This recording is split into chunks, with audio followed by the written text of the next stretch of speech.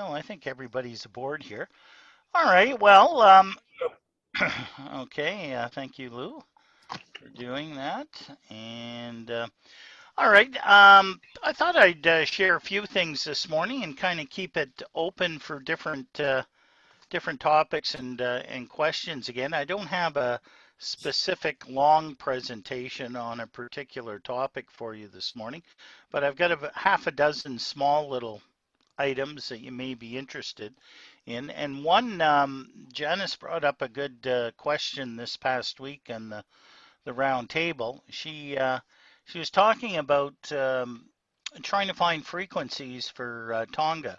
As everybody knows, Tonga had that volcanic eruption there, which caused the tsunamis and that with it, and was wondering why there wasn't a lot of information on amateur radio. So I did a bit of digging this week and came up with a small YouTube video that I'd like to show everyone. So let me key this up and thing. Let me do this. Okay.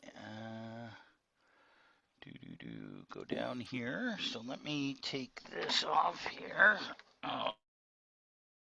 Okay, put the thing on. Okay. Go there. Okay, we're going to share screen. Go here, and go here.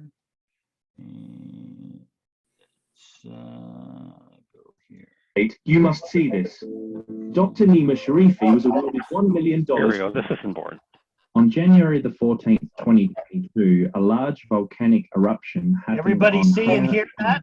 An uninhabited volcanic island in the South Pacific region, not far from the main island of Tonga. The eruption caused clouds of ash to be sent into the sky, eventually making landfall on the main island of Tonga, blotting out the sun and disrupting communication networks. Large quantities of electrically charged ash can cause interference to radio waves and render radio and communication systems inoperative. It appears in this case, many HF and satellite communication was disrupted. Intense lightning activity was recorded during the eruption phase. The Visalia National Lightning Detection Network detected this lightning in the form of radio waves. During the eruption, a sonic boom was also released.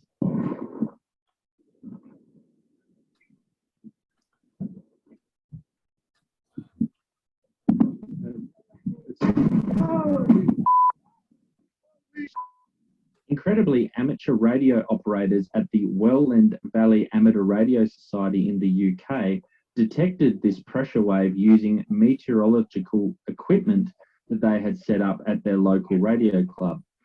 If you'd like to learn more about that, then there is a link in the description below. The eruption was also followed by a tsunami which reached as far away as Peru with 2-metre high waves. The combination of events caused communication cables to break to Tonga and electricity networks were also damaged. Now, there are no known permanent amateur radio operators in Tonga. I spoke to Rolly ZL1BQD. He activated as part of a de-expedition using the call sign A35RR. Rolly said that he is involved with one of their local FM broadcast stations up on the main island, but he's been unable to get hold of them in any way yet. According to Rolly as well, maritime VHF communication is possible, but HF is still being disrupted at this time. I also contacted Antoine 3D2AG. He's located in Suva. It's around 750 kilometres away from Tonga. Now, Antoine said that any fixed channel HF links between islands probably are no longer in use, with VHF maritime on boats the only form of communication. Antoine also did kindly provide me with a slideshow presentation that he did for a local workshop in Fiji. This was detailing ham radio and its effectiveness during disasters such as this one.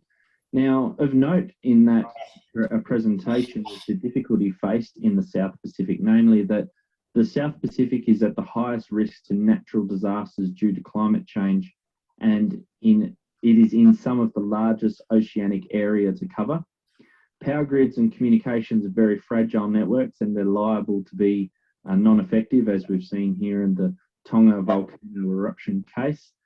Satellite communication equipment is not readily available or affordable for most families and communities. And also of note for us, the Pacific Islands have the world's lowest number of amateur radio operators. Now, Antoine does note that he runs a MCOM PACTA HF network, which can be activated with Australia during times of emergency, and he can send emails, files, weather reports, and more via HF as well. Now, the IARU Region 3 emergency communication frequencies for amateurs are listed here.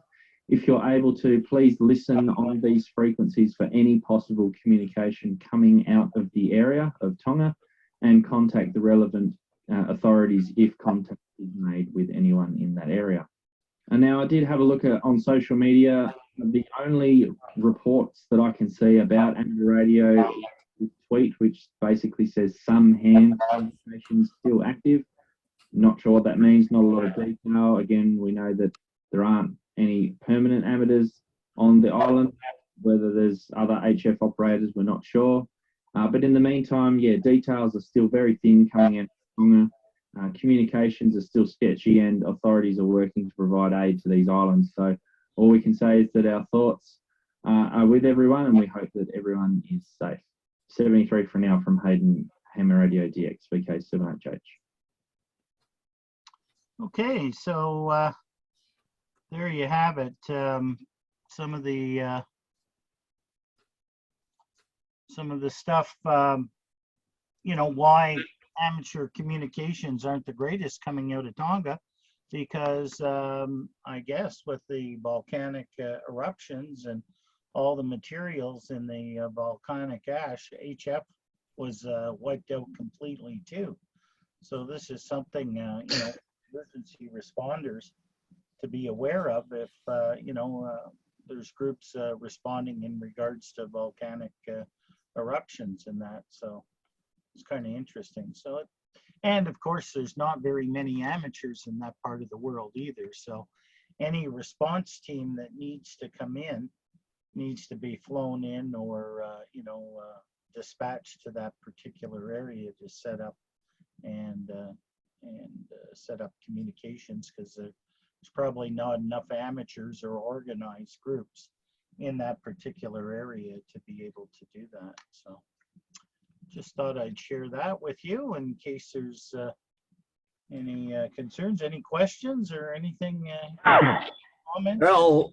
Al, did you ever watch the movie about the 747 that flew through the big volcanic ash unknowingly and burned all the fan blades off the airplane? Boy, that's a scary one, because they couldn't figure out why the engines were quitting.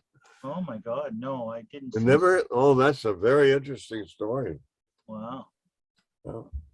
I was watching a video of tornadoes hitting someplace in the States there yesterday, and it went through an airport, and you could see 3 airliners that were not, there's no passengers on them.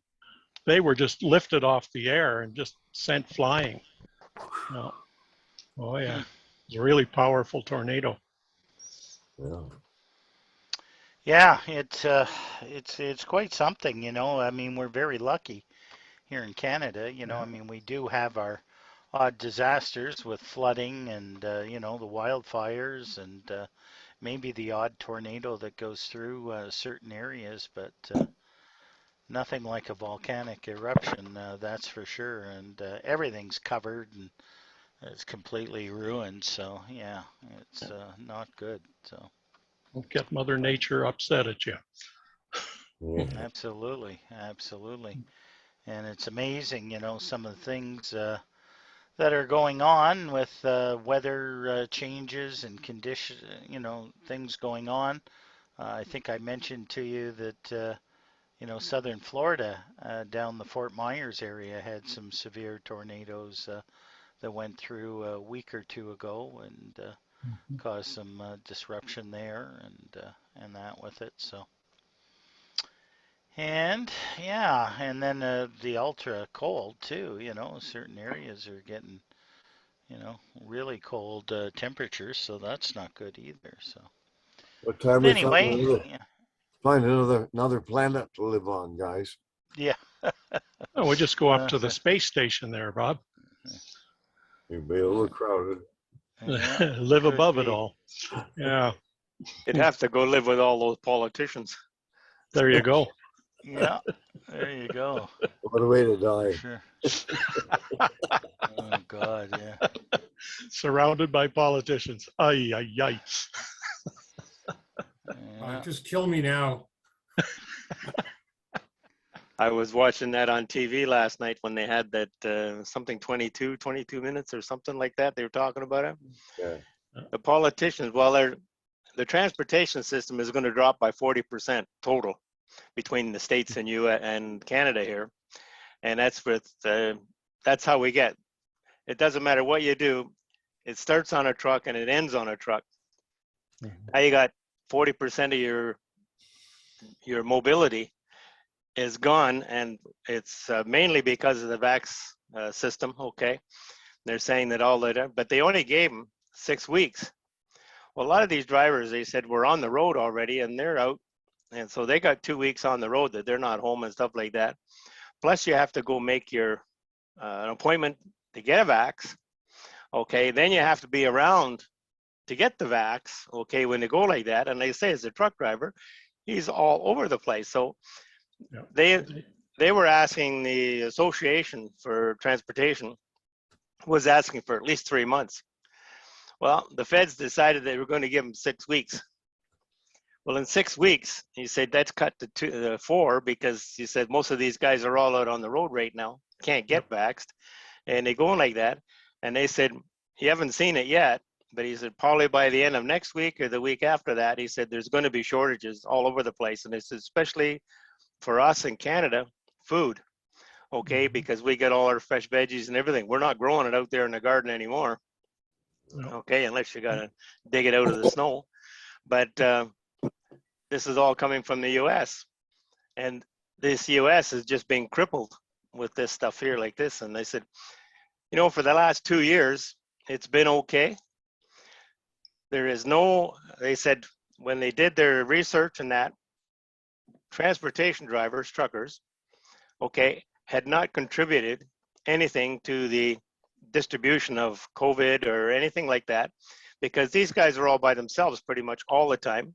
They're already isolated. They are isolated. When they go to terminals are handed through a slot in the door, like your paperwork, eh? So you hand your card in and you go like that. They do all the paperwork, come like that. You back the truck up, they open the door. That's it. Take off whatever you've got. You pull ahead, close your doors, and you're gone again. So you don't even get the contact with anybody. So go like that, and what they need are mobile vaccination units, ambulances roving with doctors and nurses. Yeah, but you're talking trying to catch up to what, 130,000 truck drivers out there somewhere that haven't been vaxxed. And so they say, like, we haven't seen the crunch yet, but and they said it's so short-sighted on the government part, but go figure, the government only sits behind a desk anyway. They have no idea what it's like to be out on the road and sitting here. Now we've had the big snowstorm in Toronto. It shut things down for a while. They've had these storms and tornadoes down in the States that shut things down and stopped them. Right now, most truck drivers down in the States are actually sitting idle for the next 24 hours because they can't see to go anywhere. Because of the blizzards and everything on the east. Wasn't there a convoy of truckers protesting against this? This is an independent. Okay, this has nothing to do with the trucking association or anything like this that's going on there. These are just a group that have got together, and decided that, they're going to show the protests that go like this, how impossible the government has actually made things. And this is between Trudeau and Biden, eh? How things are so messed up now. They've had over a year to get a shot. over a year to get a shot, and they couldn't take a moment out of their busy schedule to get vaccinated Exactly. to keep the rest of us safe, because it's not all about them. It's not all about the anti-vaxxers. It's about keeping everyone safe. Okay, but they are probably the safest people out there because they're all by themselves all the time. They don't They're get not. to, They haven't been vaccinated. They're not the safest people out there. That's right. The problem. I can agree with you, Janice, on what you're saying there, but I said as the stats show, they're not the contributors to what it is. How about Trudeau's wife, who decided to go and she went to UK for a party, okay, with a goal like that, came back and gave it to everybody. They sent the military on it was a sports thing, okay? They went around the world. They came back. 16 of them had COVID and and they were never checked when they came back. They just got off the plane, went on about their business, something like that, and they're wandering around all over the place. So there's where you're getting the spread. And I can agree. And I guess everybody has a right. I don't know. I got vaxxed and I've had my third and I'm going like that. And I'm pro-vaccination. Like we had polio vaccination, we had it for the measles, we had it for mumps, we had it for everything, right? Go like that. Yep. But this day and age seems to be a whole lot different. People are a lot different and go like that. And so they don't like to be mandated in that they have to go and get something injected into them that you really don't know what it is anyway. And actually, you listen to all the controversy, sometimes you got to wonder, is this stuff really going to work or what's going to happen here? Well, you don't know what's in a McDonald's hamburger either, but you eat it. It's science. No, I don't. It's like a silly crap. Okay. It's just silliness. You win. Yeah. These people are like children. You can't tell me what to do. And they're just idiots. I mean, they're self-centered jerks who want to have everything their own way. Janice, you have to respect everybody's rights, no matter what they're doing, what they are. Hang on now. I have the right to walk down the street and not catch a deadly disease from some jackass who's decided he doesn't want a needle. Well, that's my right. That's my right. That's my freedom. I watched a video yesterday of a woman on an airplane ready to take off, and she refused to put on a mask. They tried persuading her over and over. They finally just hauled her off the airplane. I agree, Bob. That's not right, though. You know, before you go on, the sign says you need a mask to get on there. So you have no business being on that airplane if you're not willing to go along with the rules and the regulations. I was over at Pizza Hut. Have you been over there, the new Pizza Hut? No. You go into Pizza Hut. I went in and I didn't buy anything. I looked at there. As soon as you walk in the door, if you've got a northwesterly wind, it's blowing right in the door. They're preparing the food right there with an 18-inch high plexiglass. And you could actually just reach over and pick whatever you want, pick a piece of pizza and you know, go ahead. It's right there. You go all the way through, and then the cash is at the end of it. So all these people are all standing in line, 4 feet away. They're preparing all these pizzas. There is no shield against any of that like that. All the crap is blowing in from outside, going like that. And I think, how unsanitary can that possibly be? When even the dirt coming from the parking lot can blow in right onto the food because they're preparing it right there. And I looked at that and I said, absolutely no way. I'm not buying anything here. I went up to Toppers, That's all in the back. They've got it all shielded. You only get to talk to a cashier right out the front. That's it. And they bring it out to you. They go like that. And I said, I can't believe that they got away, that the city let them get away with go ahead and making that. But they got a Pizza Hut inside of something in a large bedroom. You imagine? They go like this. And I said, wow, how can you do that? And you say, you want to transfer COVID? Boy, there's the place to do it right there. Because I know if one person walk in there and cough and sneeze, he's sneezing right on your food that they're preparing for you. Okay, so if there's a mandate and there's a sign at the door or at the airplane saying you must wear a mask, what the hell is wrong with a big sign at the border that says you must wear a mask here? Well, you wait there and then you What's see when you difference? can't get your toilet paper anymore and you can't get your food, you can't get fresh vegetables anymore. I'll because worry of about this. that when I get there. At least I won't die Yeah. with a goddamn tube Well, down my throat. at least then the politicians may have something to concern themselves about when they can't buy food off the shelves either. Well, Well, they'll get it. we can't get ours anyway because we get out. We phone up for our weekly delivery. Now, normally I do it on a Tuesday. We get it on a Wednesday. Now I put it in last Tuesday, and I got it yesterday, Saturday. Now it's got nothing to do with COVID. It's the next one that follows it, which is really killing them. And the trucks. There's nothing wrong with the trucks, just that nobody to drive them. And the people in all the services of all sorts are all behind plexiglass. So I'm frightened about the poor devil in the working pizza. But anyway, even McDonald's and stuff like that, they're all behind the perspex, and the only part that the person touches anything is the person who takes the money, and they are separate from everybody else. So that's one part. I only see one part anyway of McDonald's. But the banks, they're closed except for 2 days a week. All the rest of the time they're closed. So and that's my memory's going bad, but it's got a different from the CODIS. It's another thing again that follows it up, and it's killing. Not as dangerous, but it's killing. It sounds crazy. Because the people who haven't had the injections are going to the hospitals and trying to get themselves fixed because they have not got their injections, which is a lot of people over in the States there say no. But I'm sure that if their parents didn't give them their injections very early in their piece, they would have been long gone. But anyway, we've only just had our weekly delivery 4 days later. So we tend to get over, and it's beautiful outside, beautiful sunny, but no one can work. Yep.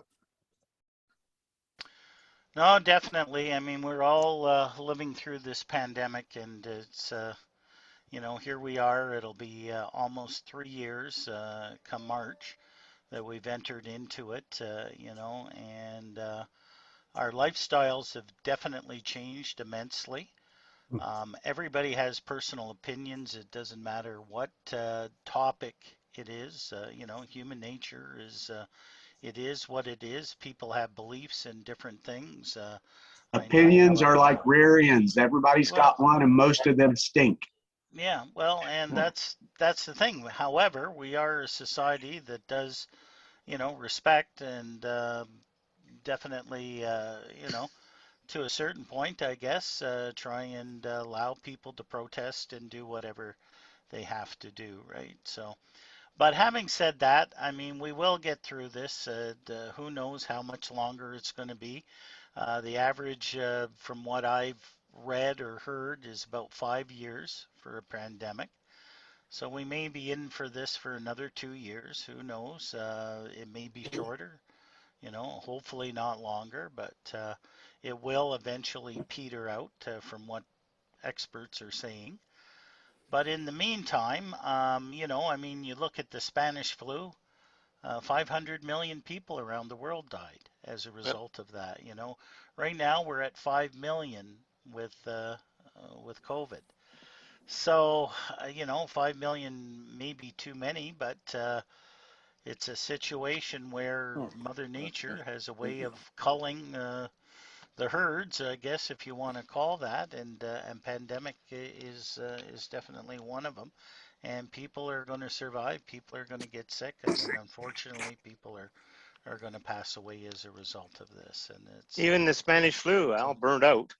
Yeah. Okay, and that was 5 years. And they're saying the same thing for this. The specialists are saying the same thing, that this will actually have to burn itself out. Yeah. And as you said, it's culling.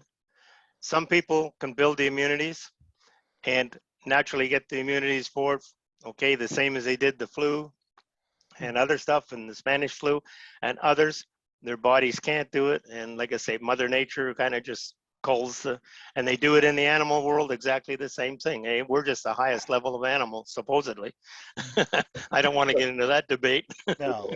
Well, and this is the thing too, you know, I mean, it's a situation. Anyway, having said that, I mean, I don't think a lot of you came here to listen about COVID and and that. This is an amateur-based get-together, and that's we'll try and keep it to that. It's always good to have a conversation, and definitely we're a little bit more freely here on Zoom than we are on the actual radio to post our opinions. But having said that, we all have our own thoughts, and that we don't need to get into arguments on here or that with it. But anyway, let's try and focus more on amateur radio and keep things positive and lighthearted that way with it. So, Okay.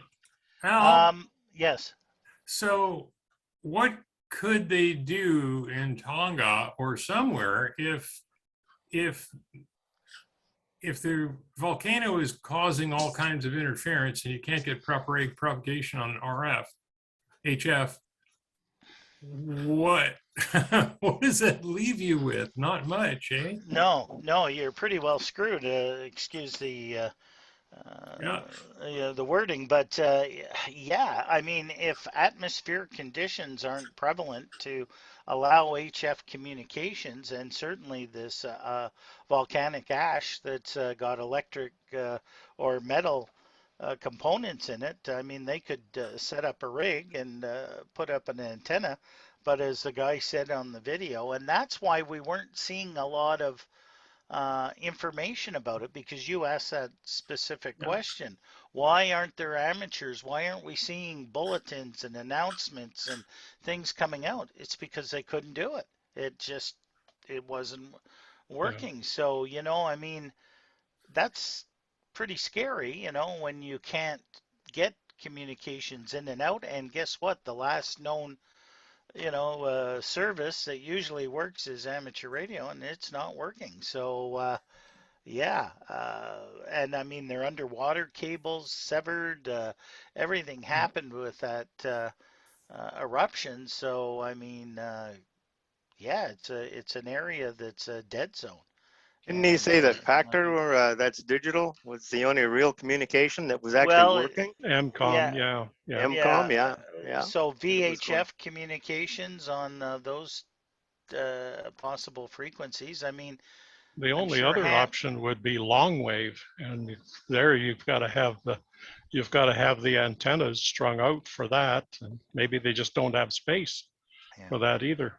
You know. Now, mind you, as all the volcanic eruption or the thing goes away, then hopefully things will open up, but it's not instantaneously. It could be weeks or months after the event. You never know. So basically an electromagnetic storm. You know? Yeah, and that's, you know, if we got one of those EMEs or EMCs that hit the country, yeah, we could be in. Oh, Al, you just faded. You went.